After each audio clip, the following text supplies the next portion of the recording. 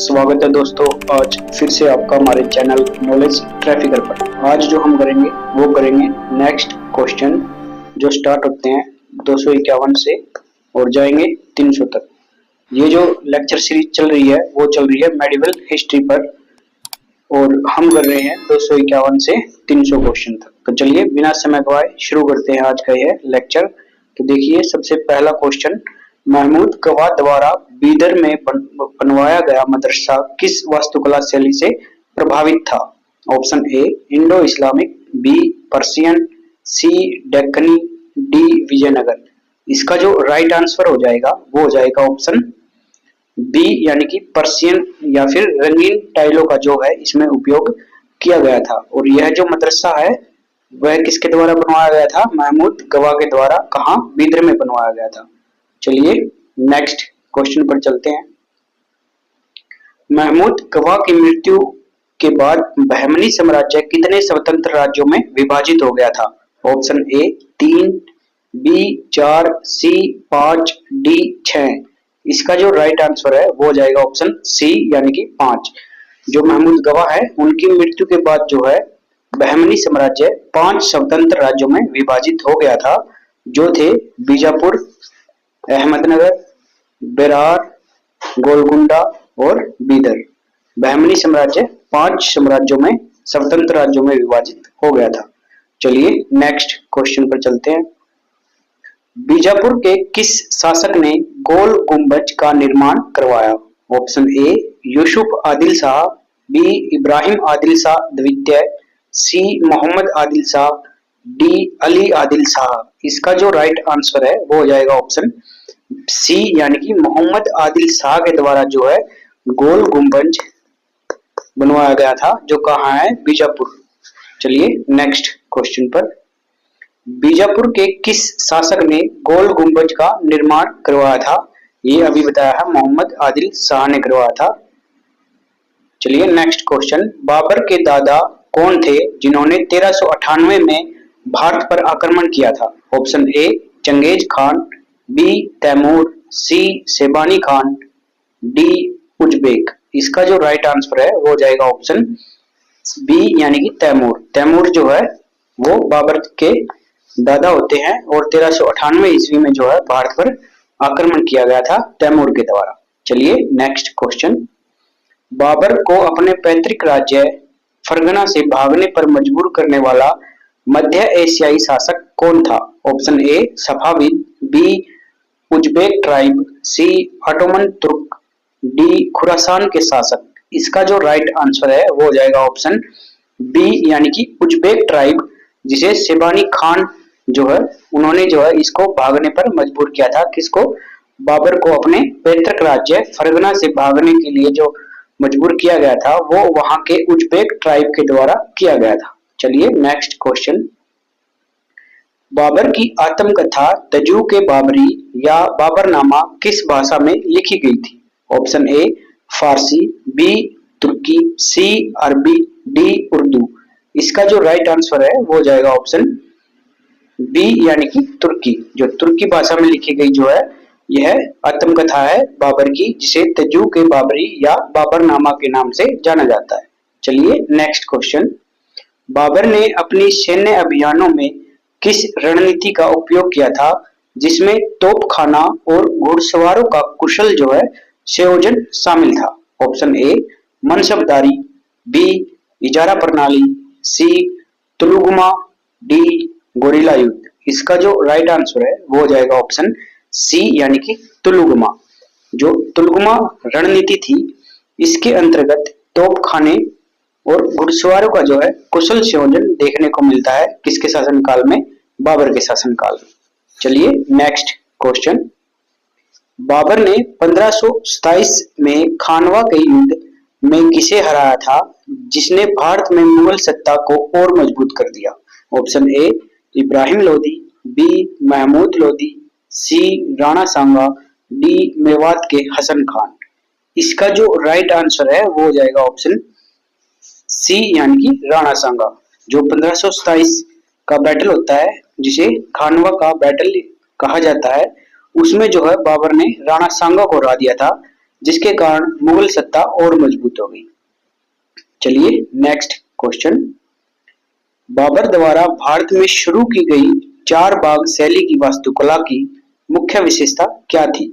Option A, गुंबद पर कुरान की आयतें, बी, बहते पानी के साथ ज्यामितीय रूप से व्यवस्थित उद्यान, ऑप्शन सी, लाल बलुआ पत्थर का उपयोग, डी, मेहराबों का उपयोग। इसका जो राइट आंसर है वो हो जाएगा ऑप्शन बी, यानी कि बहते पानी के साथ ज्यामितीय रूप से व्यवस्थित उद्यान। चलिए नेक्स्ट क्वेश्चन, हुमायूं के सामने सबसे बड़ी समस्या क्या थी जिसने उसे अपने भाइयों के बीच साम्राज्य को विभाजित करने के लिए मजबूर किया? ऑप्शन ए, मंगोल आक्रमण, बी, तिमुरिद परंपरा जिसमें साम्राज्य को भाइयों में बांटा जाता था, सी, राजपूतों का प्रतिरोध, डी डी धन का अभाव। इसका जो राइट आंसर है वो हो जाएगा ऑप्शन बी, यानी कि तिमुरिद परंपरा थी ये एक, जिसमें साम्राज्य को जो है सभी भाइयों के बीच बांटा जाता था। इसके तहत ही हुमायूं ने जो है अपने राज्य को विभाजित किया और यही जो है एक बड़ी समस्या के रूप में उभर कर आया। चलिए नेक्स्ट क्वेश्चन, हुमायूं को 1540 में कन्नौज या बिलग्राम की लड़ाई में हराकर भारत से भागने पर मजबूर करने वाला अफगान शासक कौन था? Option A, Islam Shah Suri, B, Hemu, C, Sher Khan, D, Bahadur Shah. इसका जो राइट आंसर है वो हो जाएगा ऑप्शन सी, यानी कि शेर खान, जिसे शेर शाह सूरी कहा जाता है, उसने जो है हुमायूं को 1540 में कन्नौज या बिलग्राम की लड़ाई में जो है हराकर भारत से भागने पर मजबूर कर दिया था। यह जो था शेर शाह सूरी, वह एक अफगान शासक था। चलिए नेक्स्ट क्वेश्चन पर, हुमायूं ने अपने निर्वासन के दौरान किस शासक के दरबार में शरण ली थी? ऑप्शन ए, फारसी शासक, बी, उज्बेक शासक, सी, मालदेव शासक, डी, बहादुर शाह। इसका जो राइट आंसर है वो हो जाएगा ऑप्शन ए, यानी कि फारसी शासक जो ईरान से संबंधित था, उसने जो है हुमायूं ने वहां शरण ली थी किसके दौरान, जब वह निर्वासन कर दिया गया था अपने शासन से। चलिए नेक्स्ट क्वेश्चन को देख लेते हैं, शेरशाह सूरी ने अपनी शाही सड़क ग्रैंड ट्रंक रोड को कहां से कहां तक बहाल किया? ऑप्शन ए, लाहौर से मुल्तान, बी, आगरा से दिल्ली, सी, रिवर इंडस से बंगाल के सोनार गांव तक, डी, चित्तौड़ से जोधपुर। इसका जो राइट आंसर है वो है ऑप्शन सी, यानी कि जो रिवर इंडस थी, इंडस मतलब सिंधु नदी थी, वहां से लेकर के जो बंगाल का सोनार गांव है वहां तक जो है ये ग्रैंड ट्रंक रोड जो था बनाया गया था शेरशाह सूरी के द्वारा। प्रत्येक मील पर एक पत्थर भी लगाया गया था इस रोड में और जगह जगह पर सराय बनाई गई थी ताकि सैनिक है या फिर अन्य जो भी है व्यापारी है वो वहां पर रुककर आराम कर सके। चलिए नेक्स्ट क्वेश्चन, शेरशाह सूरी द्वारा स्थापित सरायों का उपयोग डाक चौकी या समाचार सेवा के केंद्र के रूप में किया जाता था, ये सराय क्या थी? ऑप्शन ए, किले, बी, फोर्टिफाइड विश्राम गृह, सी, बाजार, डी, सिंचाई नहर। इसका जो राइट आंसर है वो हो जाएगा ऑप्शन बी, यानी कि फोर्टिफाइड विश्राम गृह थे। फोर्टिफाइड से आप क्या समझते हैं कि किला नुमा, किले के रूप में बनाए गए थे ताकि रुकने वालों को कोई क्षति न हो। चलिए नेक्स्ट क्वेश्चन, शेरशाह सूरी द्वारा शुरू किए गए सिक्के का नाम क्या था जो बाद में लंबे समय तक मानक सिक्का के रूप में इस्तेमाल हुआ? ऑप्शन ए, दिनार, बी, रुपया, सी, दम, डी, टंका। इसका जो राइट आंसर है वो हो जाएगा ऑप्शन बी, यानी कि रुपया, जो आज तक भी चलन में है रुपया, वो शेरशाह सूरी के द्वारा जो है लाया गया था, मानक सिक्का कहा जाता है। चलिए नेक्स्ट क्वेश्चन, शेरशाह सूरी का भूमि राजस्व सिस्टम किस पर आधारित था जिसे बाद में अकबर ने भी अपनाया? ऑप्शन ए, भू सर्वेक्षण और उपज की दरों पर, बी, नोबल्स का मूल्यांकन, सी, स्थायी बंदोबस्त, डी, केवल नगद भुगतान। इसका जो राइट आंसर है वो हो जाएगा ऑप्शन ए, यानी कि भू सर्वेक्षण और उपज की दरों पर जो है शेरशाह सूरी का भूमि राजस्व सिस्टम आधारित था जिसे बाद में अकबर ने भी अपनाया। चलिए नेक्स्ट क्वेश्चन। अकबर का जन्म 1542 ईस्वी में किसके महल में हुआ था? ऑप्शन ए काबुल में कामरान मिर्जा, बी अमरकोट के राजपूत रूलर राणा प्रसाद, सी फतेहपुर सिकरी, डी लाहौर। इसका जो राइट आंसर है वो हो जाएगा ऑप्शन बी यानी कि अमरकोट के राजपूत जो रूलर थे राणा प्रसाद उनके महल में हुआ था। नेक्स्ट क्वेश्चन है 1556 में पानीपत की दूसरी लड़ाई किसके बीच लड़ी गई? ऑप्शन ए अकबर और राणा सांगा, बी अकबर और इब्राहिम लोदी, सी अकबर की सेना और हेमू, डी हुमायूं और शेरशाह सूरी। इसका जो राइट आंसर है वो है ऑप्शन सी यानी कि अकबर की सेना जिसका नेतृत्व जो है बैरम खां के द्वारा किया गया था और हेमू के बीच जो है यह युद्ध लड़ा जाता है जिसमें बैरम खां जो है हेमू का सर कलम कर देता है। चलिए नेक्स्ट क्वेश्चन। अकबर की धार्मिक नीति सुलह कुल का अर्थ क्या है? ऑप्शन ए विभिन्न सेक्टों के बीच शांति, बी सार्वभौमिक शांति, सी केवल इस्लामी कानून का प्रभुत्व, डी युद्ध की समाप्ति। इसका जो राइट आंसर है वो है ऑप्शन सी यानी कि सार्वभौमिक शांति जो है सुलह कुल की नीति का एक अर्थ है। चलिए नेक्स्ट क्वेश्चन पर। अकबर ने किस धार्मिक प्रथा की शुरुआत की थी जिसमें सभी धर्मों के विद्वान बहस और ज्ञान साझा करने के लिए इकट्ठा होते थे?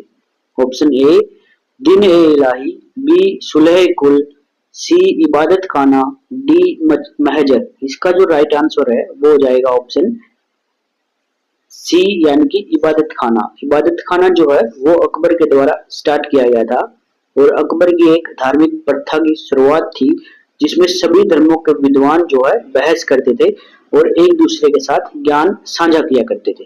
चलिए नेक्स्ट क्वेश्चन। अकबर द्वारा शुरू की गई दिन ए इलाही धर्म को अपनाने वाला एकमात्र हिंदू दरबारी कौन था? Option A Abul Fazal, B Raja Man Singh, C Raja Todarmal, D Birbal. इसका जो राइट आंसर है वो है ऑप्शन डी यानी कि बीरबल। बीरबल जो थे वो अकबर के रत्नों में से एक थे और इन्होंने ही सबसे पहले जो है दिन ए इलाही धर्म को अपनाया था। यह एकमात्र हिंदू थे जिन्होंने दिन ए इलाही अपनाया था। चलिए नेक्स्ट क्वेश्चन। मनसबदारी प्रणाली में जात रैंक क्या दर्शाती थी?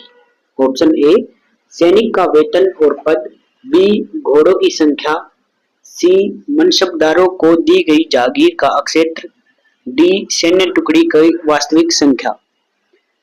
इसका जो राइट आंसर है वो हो जाएगा ऑप्शन ए यानी कि वेतन जो था सैनिक का वेतन और पद जो है वो जात के द्वारा दिखाया गया था। ऑप्शन ए इसका राइट आंसर है। चलिए नेक्स्ट क्वेश्चन। मनसबदारी प्रणाली में सवार रैंक क्या दर्शाती थी?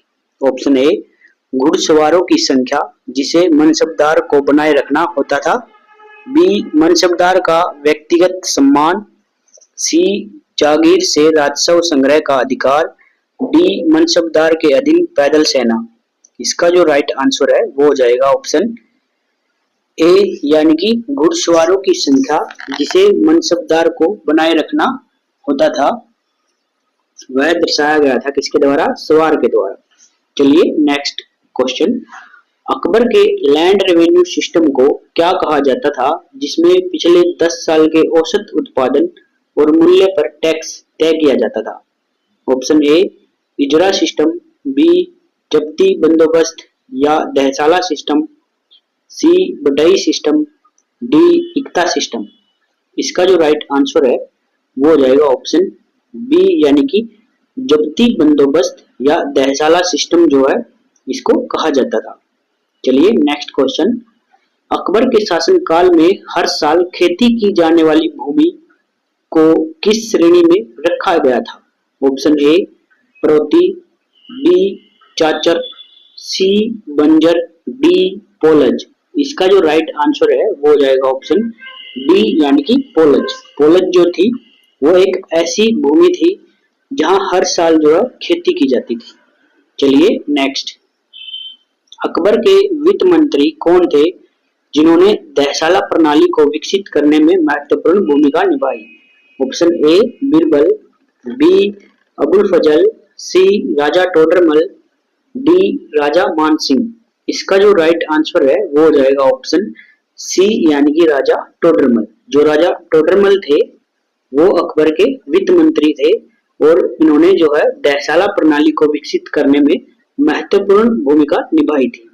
चलिए नेक्स्ट क्वेश्चन, अकबरनामा कितने भागों में विभाजित है और इसका तीसरा भाग किस नाम से जाना जाता है? ऑप्शन ए 2 भाग, अंतिम भाग आलमगीर नामा, बी 3 भाग, तीसरा भाग आईने अकबरी, सी 4 भाग, अंतिम भाग तजु के जहांगीरी, डी 5 भाग, तीसरा भाग फतवा ए जहादरी। इसका जो राइट आंसर है वो हो जाएगा ऑप्शन बी यानी कि 3 भाग, जिसका तीसरा भाग जो है आईने अकबरी कहलाता है। चलिए नेक्स्ट क्वेश्चन, अकबर ने किस विजय के उपलक्ष्य में फतेहपुर सीकरी में 176 फीट ऊंचा बुलंद दरवाजा बनवाया था? ऑप्शन ए चित्तौड़ विजय, बी कश्मीर विजय, सी गुजरात विजय, डी बंगाल विजय। इसका जो राइट आंसर है वो हो जाएगा ऑप्शन सी यानी कि गुजरात विजय के उपलक्ष्य में जो है यह बुलंद दरवाजा जो है बनाया गया था, जिसकी ऊंचाई 176 फीट ऊंची है। चलिए नेक्स्ट क्वेश्चन, अकबर के दरबार में फारसी कवि अबुल फैजी की देखरेख में किस हिंदू महाकाव्य का फारसी में अनुवाद किया गया था? Option A Ramayana, B Mahabharata, C Bhagavad Gita, D Purana. इसका जो राइट आंसर है वो हो जाएगा ऑप्शन बी यानी कि महाभारत। जो महाभारत महाकाव्य है इसकी रचना जो है अकबर के दरबार में रहे फारसी कवि अबुल फैजी के द्वारा कौन सी भाषा में किया गया था? फारसी भाषा में अनुवाद किया गया था। किसका? महाभारत का। चलिए नेक्स्ट क्वेश्चन, जहांगीर ने मनसबदारी प्रणाली में कौन सा सुधार किया जिसमें एक सवार को 2 घोड़े और 3 घोड़े रखने की अनुमति थी? ऑप्शन ए जात रैंक का उन्नयन, बी दुअस्पा, सी अस्पा, सी जागीरदारी प्रणाली की समाप्ति, डी मनसबदारों का वंशानुगत होना। इसका जो राइट आंसर है वो हो जाएगा ऑप्शन बी यानी कि दुअस्पा या सी अस्पा नामक जो है सुधार किया गया था, जिसमें सवार जो है 2 या 3 घोड़े रख सकता था। चलिए नेक्स्ट क्वेश्चन, जहांगीर के शासन काल में मुगल चित्रकला किस चरण पर पहुंची? ऑप्शन ए अपने शुरुआती चरण पर, बी अपने चरम पर जिसमें दिव्य रोशनी का उपयोग शुरू हुआ, सी डिक्लाइन पर, डी केवल धार्मिक विषयों तक सीमित रही। इसका जो राइट आंसर है वो हो जाएगा ऑप्शन डी यानी कि अपने चरम पर पहुंची, जिसमें जो है दिव्य रोशनी का उपयोग किया गया। किसके पीछे? सिर के पीछे। जो राजा होते थे उनके हेड के पीछे जो है एक चक्कर बना दिया जाता था, जो प्रतीक था किसका? दिव्य रोशनी का। चलिए नेक्स्ट क्वेश्चन, जहांगीर के किस विद्रोही पुत्र को समर्थन देने के कारण 5वें सिख गुरु गुरु अर्जुन देव को मृत्युदंड दिया गया? Option A Khurram, B Khusrau, C Dara Shikoh, D Shuja. इसका जो राइट आंसर है वो हो जाएगा ऑप्शन बी यानी कि खुसरो।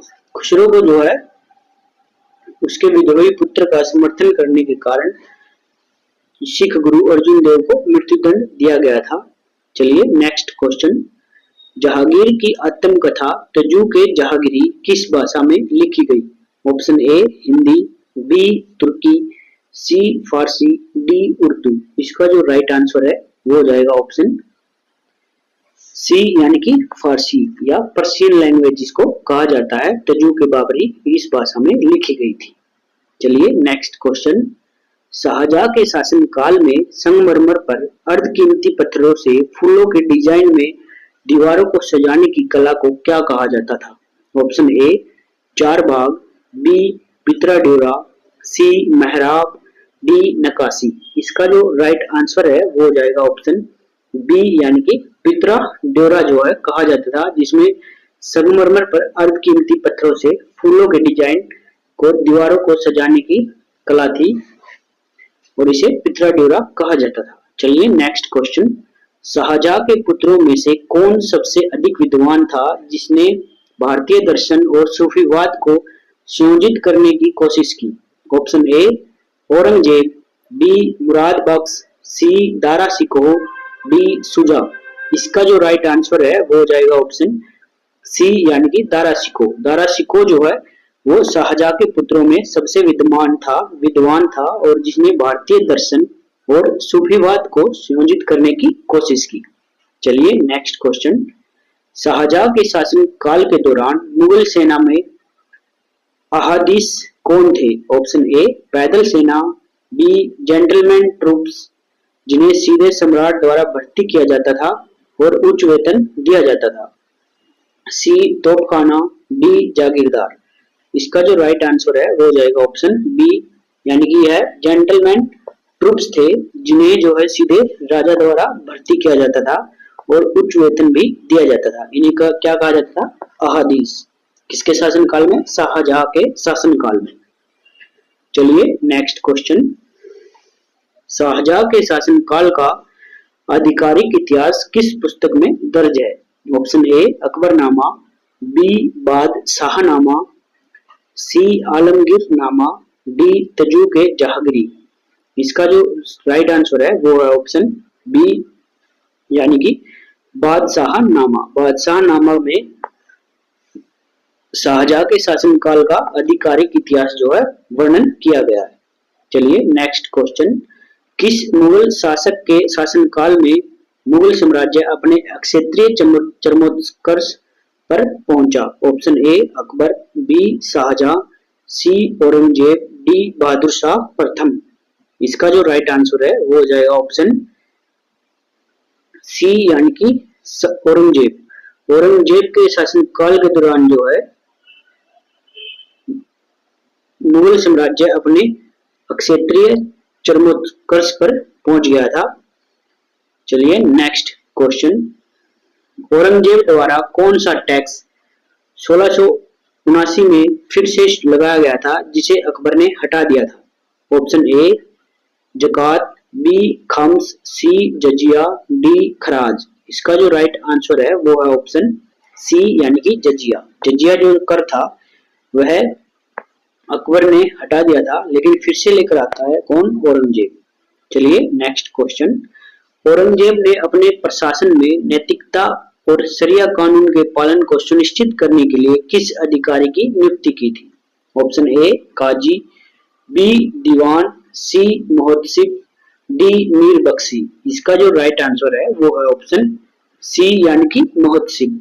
मुहतसिब नामक अधिकारी की जो नियुक्ति है वो की गई थी औरंगजेब के द्वारा, किस लिए? नैतिकता और शरिया कानून को अच्छे से पालन और उसकी पालना को सुनिश्चित करने के लिए। चलिए नेक्स्ट क्वेश्चन, औरंगजेब ने किस सिख गुरु को 1675 ईस्वी में मृत्युदंड दिया था? ऑप्शन ए गुरु अर्जुन देव, बी गुरु तेग बहादुर, सी गुरु गोविंद सिंह, डी गुरु नानक देव। इसका जो राइट आंसर है वो हो जाएगा ऑप्शन बी यानी कि गुरु गोविंद सिंह जो है उनको 1675 ईस्वी में औरंगजेब के द्वारा जो है मृत्युदंड दिया जाता है। चलिए नेक्स्ट क्वेश्चन, गुरु तेग बहादुर के निष्पादन के बाद किस सिख गुरु ने सिखों को एक सैन्य बिरादरी खालसा के रूप में संगठित किया? Option A Guru Arjun Dev, B Guru Govind Singh, C Guru Hargobind, D गुरु रामदास। इसका जो राइट आंसर है वो हो जाएगा ऑप्शन बी यानी कि गुरु गोविंद सिंह। गुरु गोविंद सिंह जो है गुरु तेग बहादुर के एग्जीक्यूशन यानी कि उनके मरणोपरांत जो है सिख गुरु आए और उन्होंने एक सैन्य बिरादरी को संगठित किया जिसे खालसा के रूप में जाना जाता है। चलिए नेक्स्ट क्वेश्चन, औरंगजेब के समय मनसबदारों की संख्या में नाटकीय रूप से वृद्धि हुई। 3/4 रेवेन्यू का हिस्सा किस पर खर्च होता था? ऑप्शन ए सार्वजनिक निर्माण, बी मनसबदारों के वेतन, सी धार्मिक दान पर, डी सैन्य अभियान पर। इसका जो राइट आंसर है वो हो जाएगा ऑप्शन बी यानी कि मनसबदारों के वेतन पर जो है यह खर्च होने लग गया था। क्यों? क्योंकि नाटकीय रूप से जो है मनसबदारों की संख्या में वृद्धि हुई थी, जिसके कारण 3/4 जो हिस्सा है रेवेन्यू का वो मनसबदारों के वेतन में चला जाता था। चलिए नेक्स्ट क्वेश्चन, औरंगजेब के शासनकाल के दौरान हिंदू नोबल्स की संख्या में क्या प्रवृत्ति देखी गई? ऑप्शन ए, संख्या कम हो गई, बी, संख्या लगातार बढ़ी, सी, संख्या शिथिल रही, डी, केवल निम्न पदों पर रखा गया। ऑप्शन इसका जो राइट आंसर है वो हो जाएगा ऑप्शन बी, यानी कि लगातार जो संख्या है वह बढ़ी थी। किसके शासनकाल में? औरंगजेब के शासनकाल में। किनकी संख्या बढ़ी? हिंदू नोबल्स की। चलिए नेक्स्ट, औरंगजेब के द्वारा औरंगाबाद में बनाया गया बीवी का मकबरा किस नाम से जाना जाता था? Option A, first Taj Mahal, B, second Taj Mahal, C, Lal Maqbara, D, शरद का मकबरा। इसका जो राइट आंसर है वो हो जाएगा ऑप्शन बी, यानी कि सेकंड ताजमहल जो इसको कहा गया। किसको? बीबी के मकबरे को किसके द्वारा बनाया गया? औरंगजेब के द्वारा। कहाँ बनाया गया? औरंगाबाद में। चलिए नेक्स्ट क्वेश्चन, औरंगजेब ने अपने शासनकाल में किन 2 दक्कन सल्तनतों का जो है अधिग्रहण किया? ऑप्शन ए, अहमदनगर और बेरार, बी, बीदर और गोलकुंडा, सी, बीजापुर और गोलकुंडा, डी, अहमदनगर और बीजापुर। इसका जो राइट आंसर है वो हो जाएगा ऑप्शन सी, यानी कि बीजापुर को 1686 में और गोलकुंडा को 1687 में जो है अधिग्रहण किया गया। किसके द्वारा? औरंगजेब के द्वारा। और ये दोनों राज्य कहाँ से थे? दक्षिणी राज्य थे, जिन्हें डेक्कन सल्तनत कहा जाता है। चलिए नेक्स्ट क्वेश्चन, मराठा साम्राज्य के उदय का एक प्रमुख भौगोलिक कारण क्या था? ऑप्शन ए, विशाल मैदानी इलाके, बी, पहाड़ी इलाकों और घने जंगल जिसके कारण गुरिल्ला जो रणनीति थी उसमें मदद मिली, सी, समुद्र तटीय मैदानों का समतल होना, डी, डेक्कन सल्तनतों की कमजोरी। इसका जो राइट आंसर है वो हो जाएगा ऑप्शन बी, यानी कि पहाड़ी इलाकों और घने जंगल जिसके कारण जो गुरिल्ला रणनीति है उसमें माहिर होने के कारण मराठे उनका उदय संभव हुआ। चलिए नेक्स्ट क्वेश्चन, छत्रपति शिवाजी महाराज के आध्यात्मिक गुरु कौन थे? ऑप्शन ए, दादाजी कोंडादेव, बी, संत तुकाराम, सी, समर्थ गुरु रामदास, डी, संत एकनाथ। इसका जो राइट आंसर है वो हो जाएगा ऑप्शन सी, यानी कि गुरु रामदास। गुरु रामदास जो थे छत्रपति शिवाजी महाराज के आध्यात्मिक गुरु थे। चलिए नेक्स्ट क्वेश्चन, छत्रपति शिवाजी महाराज के संरक्षक और शिक्षक कौन थे जिनके बाद पूना की जागीर का वास्तविक नियंत्रण जो है शिवाजी के पास आया? Option A, Samarth Guru Ramdas, B, दादाजी कोंडादेव, सी, मालोजी भोसले, डी, शाहजी भोसले। इसका जो राइट आंसर है वो हो जाएगा ऑप्शन बी, यानी कि दादाजी कोंडादेव जो थे संरक्षक थे, जिनके बाद जो है पूना का जो जागीर थी वो वास्तविक नियंत्रण किसके पास आया? शिवाजी के पास आया। चलिए नेक्स्ट क्वेश्चन, इस लेक्चर का यह लास्ट क्वेश्चन है कि शिवाजी महाराज ने किस किले पर कब्जा करके अपने राज्य के विस्तार की शुरुआत की? Option A, Raigad, B, Sinhagad, C, Torna fort, D, Purandar. इसका जो राइट आंसर है वो हो जाएगा ऑप्शन सी, यानी कि तोरना फोर्ट। जो तोरना फोर्ट था उस किले पर कब्जा करके जो है शिवाजी महाराज ने अपने राज्य का विस्तार किया। तो दोस्तों ये थे हमारे आज के क्वेश्चन जो 251 से लेकर के 300 तक थे। आशा करता हूँ आपको यह एमसीक्यू जो है पसंद आए होंगे। इसी तरह के अन्य लेक्चर देखने के लिए हमारे चैनल को सब्सक्राइब कीजिए और अपने दोस्तों के साथ कीजिए शेयर। धन्यवाद।